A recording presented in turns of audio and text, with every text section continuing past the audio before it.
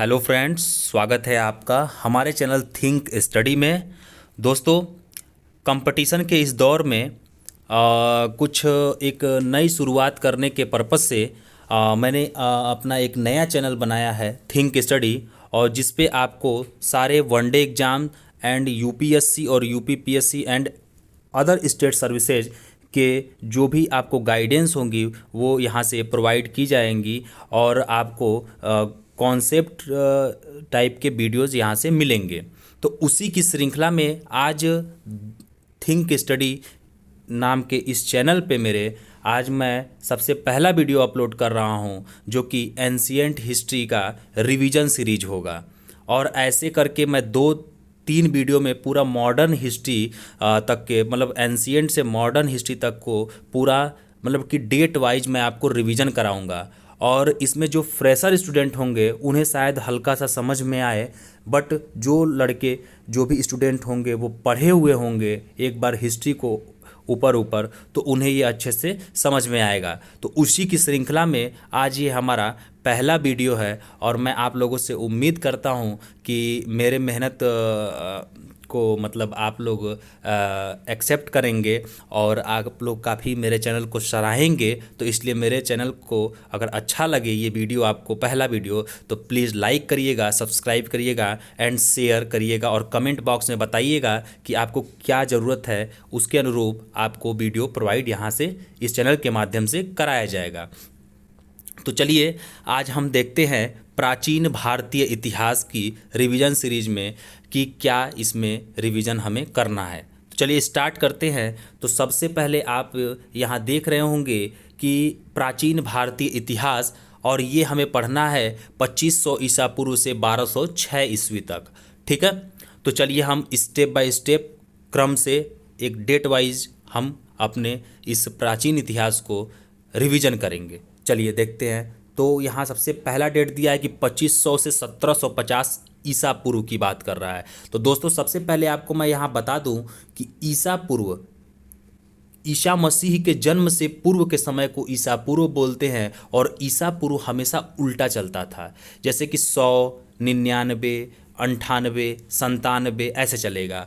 और ईस्वी जो होता है, जो कि मध्यकाल के थोड़े दिनों बाद आएगा, तो वो ईसा मसीह के जन्म के बाद के समय को ईस्वी बोलते हैं। तो ईसा पूर्व को बिफोर क्राइस्ट बोलते हैं इंग्लिश में, और ईस्वी को हिंदी में क्या, इंग्लिश में क्या बोलते हैं, एनो डोमिनी। ठीक है, तो चलिए स्टार्ट करते हैं। तो आपको ईसा पूर्व का मतलब समझ में आ गया होगा। तो 2500 से 1750 ईसा पूर्व में क्या हुआ था, हड़प्पा संस्कृति, जिसे सिंधु घाटी सभ्यता भी कहते, मुख्य केंद्र इसका था हड़प्पा, मोहनजोदाड़ो, कालीबंगन, धौलावीरा, लोथल इत्यादि। तो बाकी जो बच्चे पढ़े हुए होंगे उनको बड़ा आसान लग रहा होगा, बाकी जो बच्चे फ्रेशर होंगे उनके लिए भी मैं और सारे वीडियो लेकर के यहाँ आऊँगा। अगला सन है कि 1750 से 1500 ईसा पूर्व की बात कर रहा है। तो इस समय भारत में आर्यों का क्या हुआ था, आगमन हुआ था।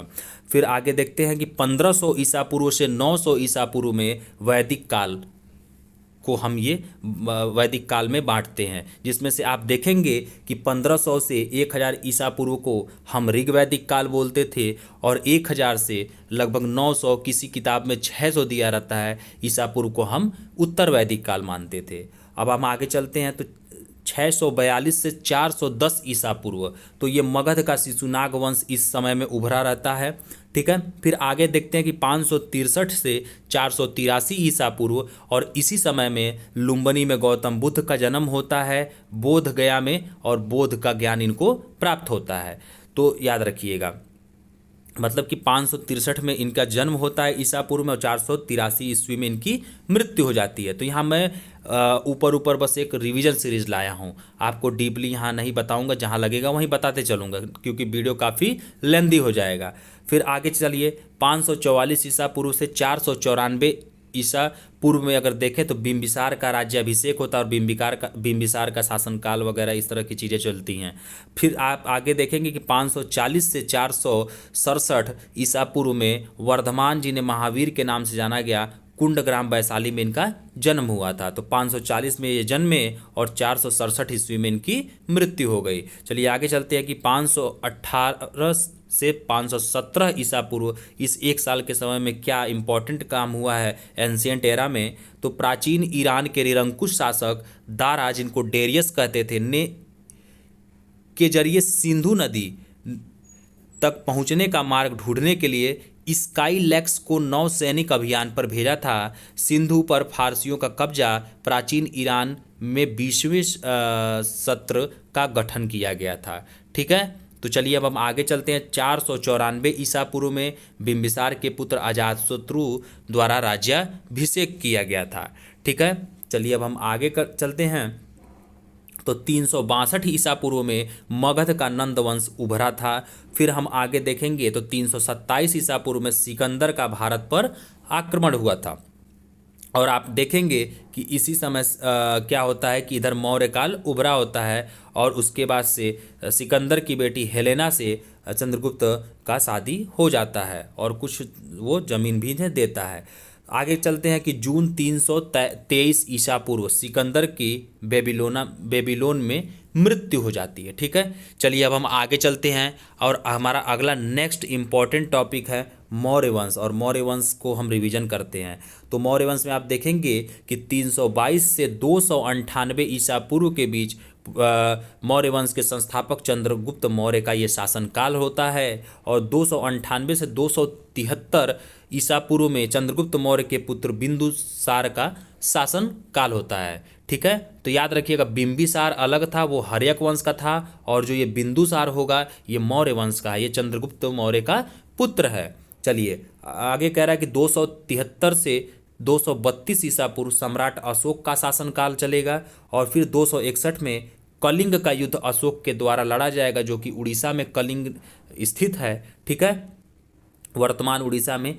आगे कह रहा है 185 ईसा पूर्व उसके ही सेनापति पुष्यमित्र शुंग द्वारा अंतिम मौर्य राजा बृहद्रथ की हत्या कर दिया था।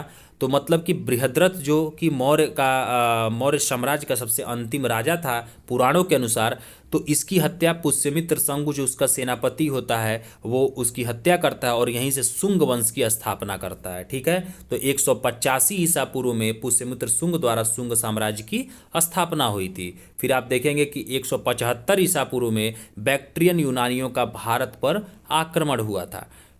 73 से 28 ईसा पूर्व में अंतिम शुंग राजा जो देवभूति की हत्या हुई और कण्व तथा कण्वायन वंश की स्थापना होती है। फिर 58 ईसा पूर्व में आप देखेंगे कि उज्जैन के राजा विक्रमादित्य द्वारा विक्रम संवत की स्थापना और पश्चिमोत्तर भारत में दूसरा शक शासक शुरू होता है। फिर आप देखेंगे कि 50 ईसा पूर्व से लेकर के 225 ईस्वी, अब देखिए ईस्वी की बात कर रहा है यहाँ पे, तो यहाँ आप देखेंगे कि सातवाहन वंश और आंध्र वंश की शुरुआत हो रही है। ठीक है, फिर आप देखेंगे 80 ईस्वी, अब ईस्वी की बात हो रही है। देखिए ईस्वी अब सीधा क्रम चलेगा, अभी तक उल्टा हम चल रहे थे।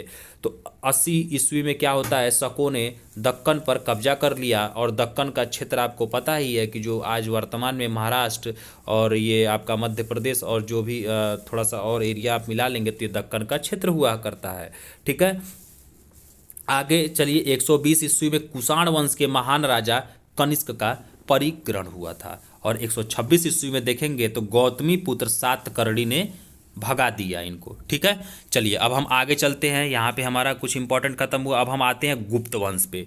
गुप्त वंश भी इंपॉर्टेंट एरा है, तो इसमें हम देखते हैं 320 से 330 ईस्वी में के बीच में चंद्रगुप्त प्रथम का शासन काल होता है। तो याद रखिएगा कि चंद्रगुप्त प्रथम अलग था और चंद्रगुप्त मौर्य अलग होता है। और 330 से 380 के बीच में समुद्रगुप्त का शासनकाल होता है और 380 से 414 के बीच चंद्रगुप्त द्वितीय का शासनकाल होता है। तो याद रखिएगा चंद्रगुप्त मौर्य अलग होता है, चंद्रगुप्त प्रथम गुप्त वंश का प्रथम शासक होता है, फिर उसका पुत्र समुद्रगुप्त बनता है, फिर उसका पुत्र चंद्रगुप्त द्वितीय बनता है जिसको विक्रमादित्य की उपाधि भी मिली रहती है। ठीक है, आगे चलते हैं 405 से 711 ईसा पूर्व में भारत में चीनी तीर्थ यात्री फाहियान की यात्राएं हुई थी और आपको पता है कि जो ये फाहियान था ये इसी के शासनकाल में चंद्रगुप्त द्वितीय के शासनकाल में आया था। 415 से 455 के बीच में देखेंगे तो कुमारगुप्त प्रथम का शासनकाल था, और 455 से 67 के बीच में देखेंगे तो स्कंदगुप्त का शासनकाल था। और इसी स्कंदगुप्त के शासनकाल में पहला हूण आक्रमण हुआ था, जो कि 455 ईस्वी में हुआ था। 467 से 540 ईस्वी के बीच देखेंगे तो उत्तर गुप्त एवं गुप्त वंश का अंत हुआ, और 476 ईस्वी में खगोल विज्ञानी आर्यभट्ट का जन्म हुआ था। फिर आप देखेंगे कि 606 से 647 ईस्वी में कन्नौज के हर्ष का शासनकाल आया, और ह्वेनसांग का भारत आगमन हुआ था। 629 से 645 तक ये भारत में रहा था। तो याद रखिएगा, ह से ह्वेनसांग, ह से हर्षवर्धन, और फ से फाहियान, और च से चंद्रगुप्त द्वितीय। ठीक है, तो कई बार कन्फ्यूजन करता है। और ह्वेनसांग का शासनकाल भी, ये काल भी पूछ लेता है कब आया कब गया। फिर 620 ईस्वी में आप देखेंगे पुलकेशिन द्वितीय द्वारा हर्ष पराजित होता है। चलिए अब हम आगे देखते हैं। अब हम आगे देखते हैं, थोड़ा सा दक्षिण भारत के राज्य देखते हैं। तो दक्षिण भारत के राज्य में अब हम देखेंगे कि 600 से 625 ईस्वी में महेंद्र वर्मन पल्लव का शासनकाल होता है, और 608 से 642 के बीच पुलकेशिन द्वितीय जो कि चालुक्य होता है और पल्लवों के द्वारा परास्त होता है। ये 610 ईस्वी में अगर आप देखेंगे तो वेगी के पूर्वी चालुक्य वंश की स्थापना होता है। ठीक है, ये जो भी इंपॉर्टेंट दक्षिण भारत के राज्य हैं उनके बारे में हम पढ़ रहे हैं। 625 से 645 के बीच में आप देखेंगे तो नरसिंह वर्मन पल्लव का शासनकाल आता है। 640 से 641 के बीच ह्वेनसांग पुलकेशिन द्वितीय के कांची दरबार में जाता है। ठीक है, फिर 642 ईस्वी में आप देखेंगे कि नरसिंह वर्मन पल्लव द्वारा पुलकेशिन द्वितीय की हत्या एवं उसकी पराजय हो जाती है, और 740 ईस्वी में आप देखेंगे कि चालुक्यों द्वारा पल्लवों की पराजय होती है। चलिए मित्रों, हम आगे चलते हैं। तो 700 सॉरी, थोड़ा सा गला फंस रहा था। तो 757 ईस्वी में राष्ट्रकूट ने चालुक्यों को क्या किया था, उखाड़ फेंका था, और 760 ईस्वी में राष्ट्रकूट कृष्ण प्रथम का राज तिलक हुआ, और एलोरा स्थित कालिदास मंदिर बनाया गया था। 815 से 877 के बीच में ईस्वी के बीच में राष्ट्रकूट अमोघ वर्ष का शासनकाल रहा है ये, और 907 ईस्वी में चोलो राजा परातक प्रथम का राज तिलक हुआ था, और 973 में तैला ने कल्याणी में दूसरे चालुक्य वंश की क्या की थी, स्थापना की थी, और 983 ईस्वी में श्रवणबेलगोला में भगवान गोमतेश्वर की विशाल जैन प्रतिमा बनाई गई थी। आपसे एग्जाम में बहुत क्वेश्चन पूछता है कि श्रवणबेलगोला में किसकी मूर्ति है, तो गोमतेश्वर की मूर्ति है। ठीक है, चलिए आगे चलते हैं। 985 ईस्वी में देखिए तो राजा राज चोल का राज तिलक हुआ था। 1023 में राजा राज चोल का बंगाल अभियान हुआ, और 1052 से 53 में कोप्पम के युद्ध में चालुक्यों ने चोलों को क्या किया, पराजित किया। और आप देखेंगे कि चालुक्य, चोल और चेर ये तीनों दक्षिण भारत के तमिलनाडु वाले क्षेत्र में ही हुआ करते थे, ऊपर नीचे। ठीक है, तो कई बार क्रम लगाने के लिए दे देता है। अगला कह रहा है कि 1076 से 1126 में विक्रमांक अथवा विक्रमादित्य चालुक्य का शासनकाल हुआ, और 1110 से 1141 में बिटिंग अथवा विष्णुवर्धन होयसाल का शासनकाल था, और 1120 से 1267 तक उत्तर चोल वंश चला, और 1288 से 1293 तक मार्को पोलो की कयाल यात्रा हुई थी। तो मित्रों, मुझे छोटा छोटा वीडियो बनाना है रिवीजन सीरीज का, और इसी सिर्फ डेट के रिवीजन से बहुत सारे क्वेश्चन फंस जाते हैं, क्योंकि जो क्रोमोलॉजी वाले क्वेश्चन आ जाते हैं जिसमें क्रम लगाना होता है, तो हम इस डेट के माध्यम से आराम से कर सकते हैं। तो आज मैं यहीं वीडियो को एंड करता हूं। बाकी इसके आगे का जो कंटिन्यू करूंगा मैं वीडियो अगले पार्ट सेकंड में, और इसी तरह करते करते मैं मॉडर्न हिस्ट्री के अंतिम तक पूरा ख़त्म करूंगा 1947 तक। ठीक है, तो प्लीज़, आज ये मेरा पहला वीडियो था, तो आज थोड़ा सा मेरा कॉन्फिडेंस भी लूज होगा, क्योंकि अभी मैं पहली बार उतरा हूँ पढ़ाने के क्षेत्र में, और काफ़ी ऑनलाइन प्लेटफॉर्म पे खासकर, क्योंकि मैं अभी तक ऑफलाइन में थोड़ा बहुत गाइड करता था। लेकिन बट अगर कुछ कमियाँ रही हो तो आप बिल्कुल कमेंट बॉक्स में बताइए, और मेरा उत्साह बढ़ाइए, और जिससे आप उत्साह बढ़ाते हैं तो मुझे एनर्जी मिलती है। तो प्लीज़ मेरे वीडियो को अगर अच्छा लगे तो ज़्यादा से ज़्यादा लाइक करिए, सब्सक्राइब करिए, एंड शेयर ज़रूर करिएगा। और कुछ भी अगर कुछ भूल चूक हो गई हो तो अपना छोटा भाई समझ करके माफ़ करिएगा। Okay, thank you.